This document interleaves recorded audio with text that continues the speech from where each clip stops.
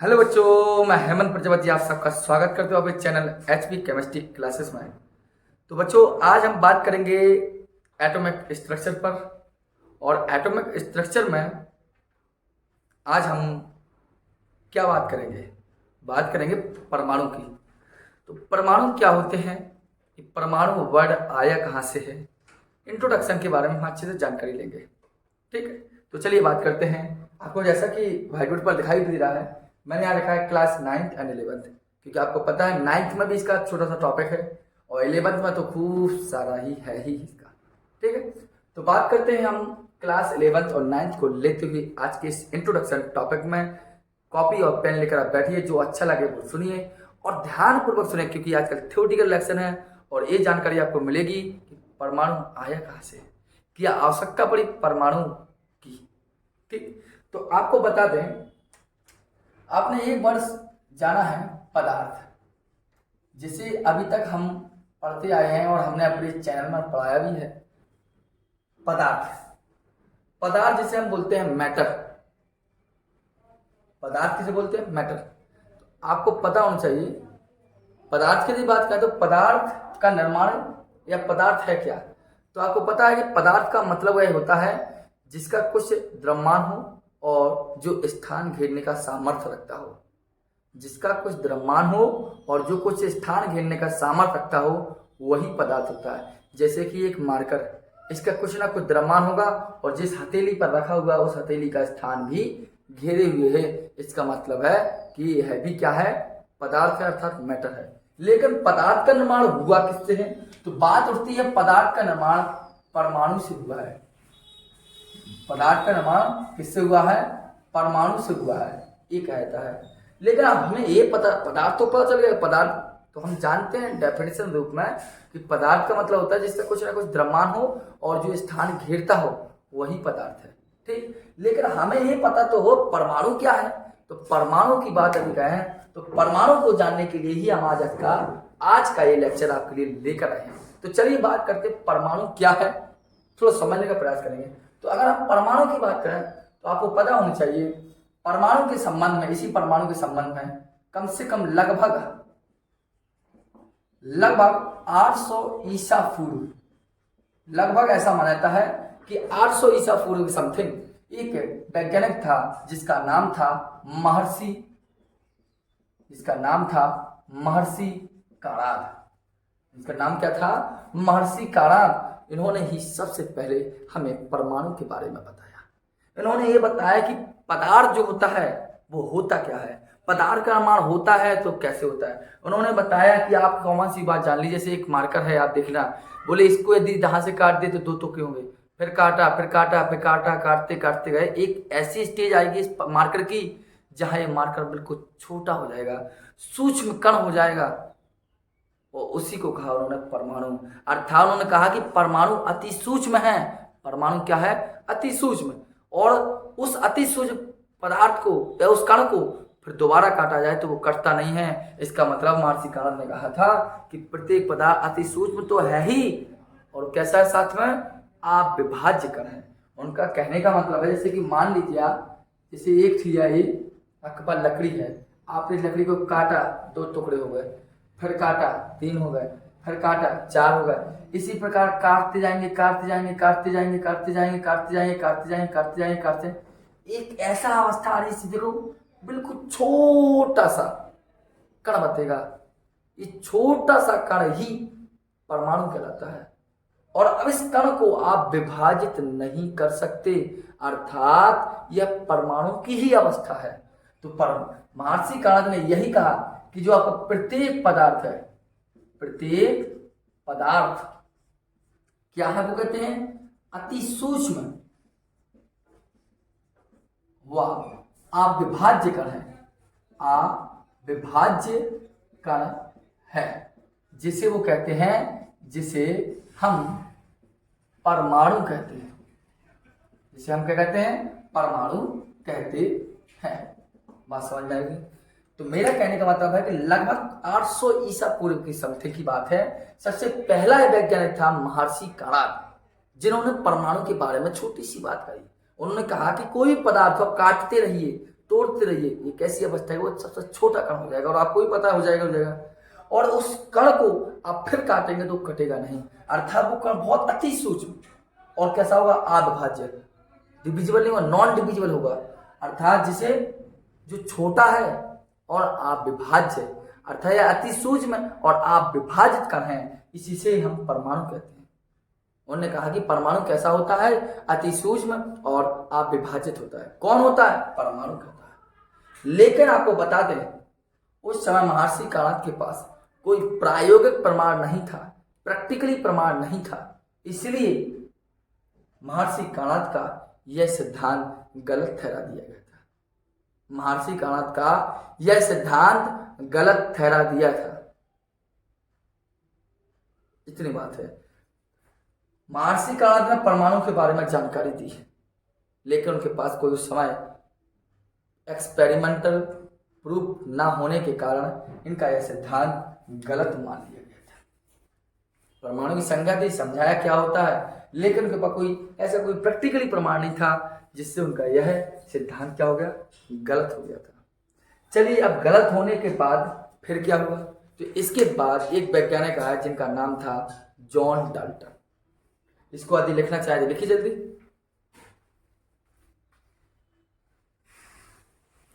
चलिए, अब हम बात करते हैं जॉन डाल्टन की। देखिए, हमने क्या कहा आपको, जॉन डाल्टन, इनका सिद्धांत आया है। अब जॉन डाल्टन क्या है, तो आपको बताएं, जॉन डाल्टन एक इंग्लैंड के वैज्ञानिक थे। कहाँ के वैज्ञानिक थे, इंग्लैंड के वैज्ञानिक है। और इंग्लैंड के वैज्ञानिक कौन है, जॉन डाल्टन। इन्होंने परमाणु के बारे में हमें जानकारी दी।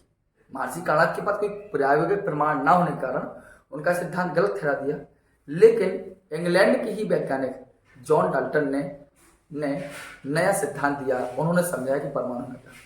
उन्होंने भी वही बात बताई जो महर्षि काणाद ने बताई कि प्रत्येक पदार्थ अति सूक्ष्म कणों से मिलकर बना है।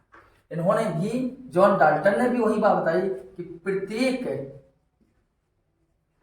पदार्थ अति सूक्ष्म,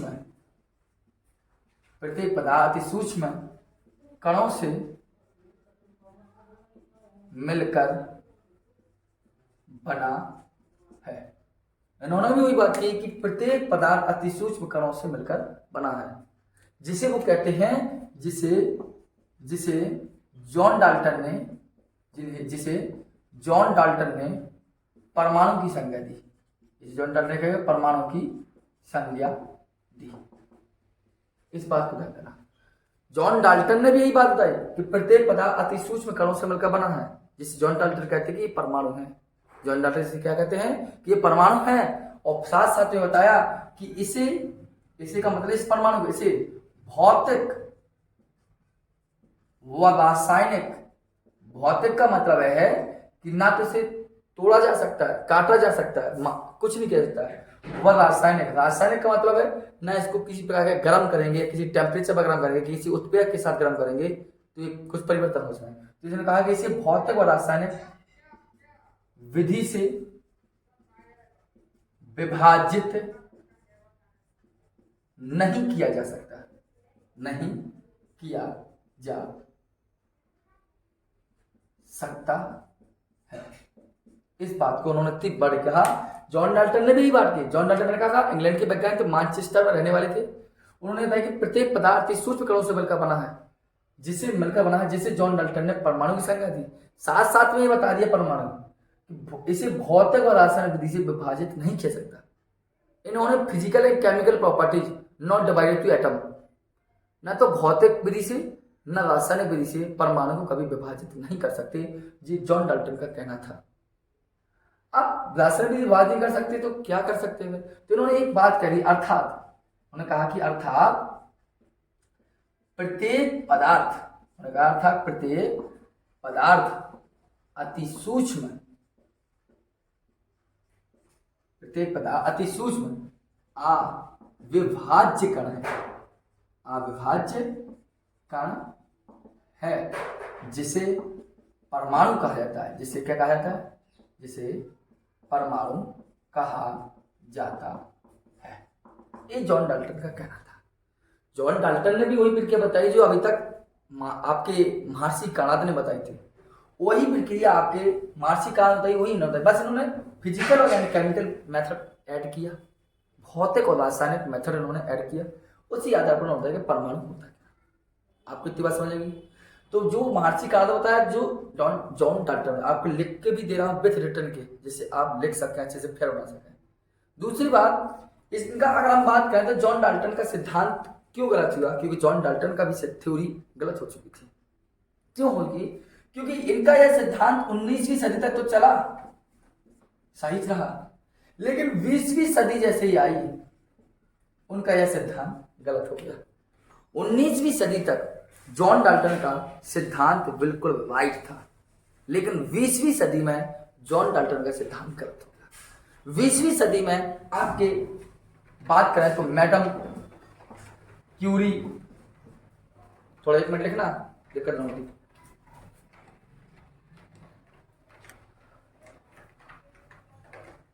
देखिए जैसे कि 20वीं सदी में हुआ क्या, मैडम क्यूरी, रदरफोर्ड, जे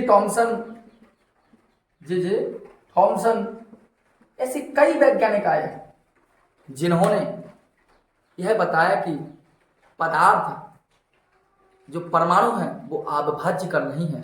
कैसे बताया, क्योंकि उस समय मैडम क्यूरी और रदरफोर्ड और जे थॉमसन, चैडविक ऐसे कई तमाम वैज्ञानिकों ने अपने प्रयोगों के द्वारा सिद्ध कर दिया कि जो परमाणु है वो अविभाज्य कण नहीं है, वो एक प्रकार का जटिल कण है।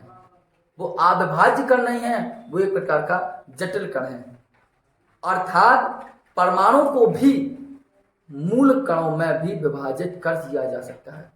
परमाणु क्या कर सकते हैं, वो कहते हैं कि परमाणु को मूल कणों में भी विभाजित कर सकते हैं। और मूल कण बोले हैं क्या, तो बोले मूल कणों में, मूल कणों में क्या कर सकते हैं, विभाजित कर सकते हैं। अब बोले मूल कण क्या है, तो मूल कण वही हैं जो होते हैं आपके इलेक्ट्रॉन, प्रोटॉन, न्यूट्रॉन, सब क्या है, मूल कण है। और वर्तमान में भी हम देखें तो वर्तमान में आजकल मूल कणों की संख्या कितनी, 30 से भी ऊपर पहुंच चुकी है। जैसे मूल कण electron, proton, neutron, anti neutron, pi meson, इस सभी की सब क्या है, मूल कण है। तो मैं वही बात कर रहा हूं, दोबारा एक बार सुन लीजिए। हमारी 19वीं सदी तक जॉन डाल्टन का सिद्धांत सही चलता रहा। जैसे ही 20वीं सदी आई तो 20वीं सदी में madam Curie, Rutherford, J Thomson ऐसे तमाम वैज्ञानिक, चैडविक ने अपने प्रयोगों के द्वारा सिद्ध कर दिया कि परमाणु अविभाज्य कण नहीं है, परमाणु एक जटिल कण है जो इसका निर्माण मूल कणों से हुआ है, अर्थात जिसको विभाजित किया जा सकता है। बोले विभाजित किस में किया सकता है, मूल कणों में। मूल कण कौन कौन से हैं, जैसे कि इलेक्ट्रॉन, जैसे कि प्रोटॉन, जैसे कि न्यूट्रॉन। आज वर्तमान में हम इतना जानते भी हैं, तो वही के संबंध में हम बात करें। इसको लिख लिया आप लोगों ने, लिखिए पहले।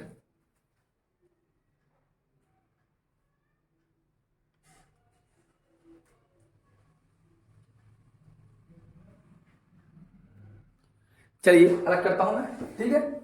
अब आइए आगे बात करता हूं। नोट तो कर लिया होगा आपने। देखिए अब आगे बात क्या है, पहली बात तो उत्पन्न होती है कि मूल कण है क्या, मूल कण की डेफिनेशन क्या है,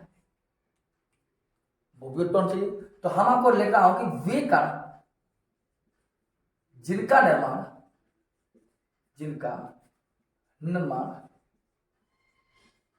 किसी अन्य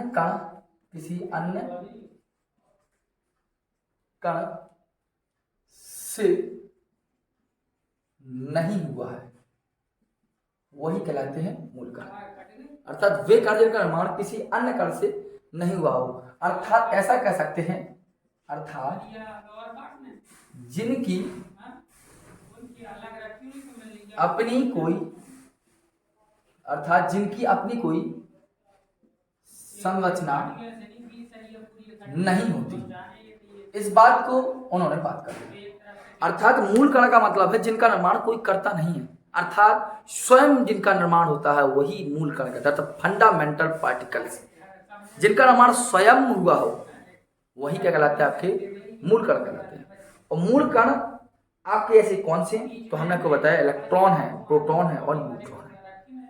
तो इलेक्ट्रॉन, प्रोटॉन, न्यूट्रॉन को पढ़ने से पहले हम थोड़ी परमाणु की परिभाषा और जान लें। अर्थात जिसे आप नोट कर सके परमाणु है क्या। देखो एक बार और जान लीजिए, जो आपका परमाणु है, परमाणु ये ग्रीक भाषा के एटम से आया है। किससे आया? एटम से। ए का मतलब होता था नॉट और टम का मतलब होता है डिविजिबल। डिविजिबल मतलब नॉट डिविजिबल। और आपको पता ही है, अभी तक हम यही तो पढ़ रहे हैं कि परमाणु अविभाज्य कण है। लेकिन जॉन डाल्टन, मैडम क्यूरी, वो जॉन डाल्टन नहीं, madam Curie, Rutherford, Chadwick, Thomson, इन वैज्ञानिकों ने सिद्ध कर दिया कि अविभाज्य कण नहीं है, इसको और छोटे छोटे कणों में विभाजित किया जा सकता है। वो है इलेक्ट्रॉन, प्रोटॉन और न्यूट्रॉन, एंटी न्यूट्रिनो, पाई मेसन, इनमें बात कर सकते हैं। इसी आधार पर हम परमाणु की, उनकी पुरानी पद्धति के आधार पर हम परमाणु की परिभाषा दे सकता हूं कि वे पदार्थ, अर्थात कह सकते हैं परमाणु तत्व का वह छोटे से छोटा कण है जो किसी, देखो लिख रहा हूं, परमाणु तत्व का वह छोटे से छोटा कण है जो, वह छोटा छोटा कण है जो किसी रासायनिक अभिक्रिया में, जो किसी रासायनिक अभिक्रिया में भाग ले सकता है। परमाणु तत्व का एक छोटा छोटा कण है जो किसी रासायनिक में भाग ले सकता है, परंतु स्वतंत्र अवस्था में नहीं रह सकता है। ये डेफिनेशन हुए। हमने अभी तक आपको सब कुछ लिखवाया है जिससे आप रिटर्न नोट कर सकते हैं। तो हमने कहा ना परमाणु क्या, परमाणु तत्व का छोटे छोटे कण है जो किसी रासायनिक अभिक्रिया में भाग ले सकता है परंतु स्वतंत्र अवस्था में नहीं रह सकता है। ठीक, अभी तक आपने समझा। मार्सी कानाड ने क्या बताया कि पदार्थ क्या होते हैं, जॉन डाल्टन का सिद्धांत आपने पढ़ा, और जॉन डाल्टन के साथ साथ आपने ये जाना कि इनका सिद्धांत कहाँ गलत हुआ और किसके आधार पर गलत हुआ। अब इसी आधार पर हम आपसे बात की जरूरत है, नोट कीजिए आप।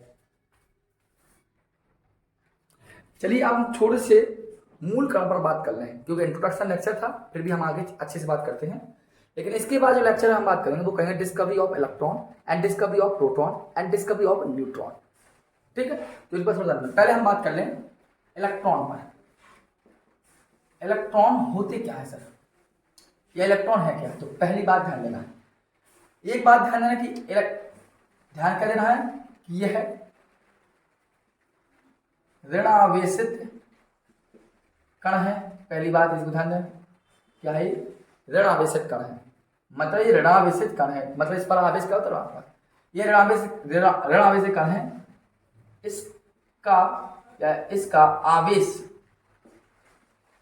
-1.6 इंटू 10⁻90 कूलॉम हो गया।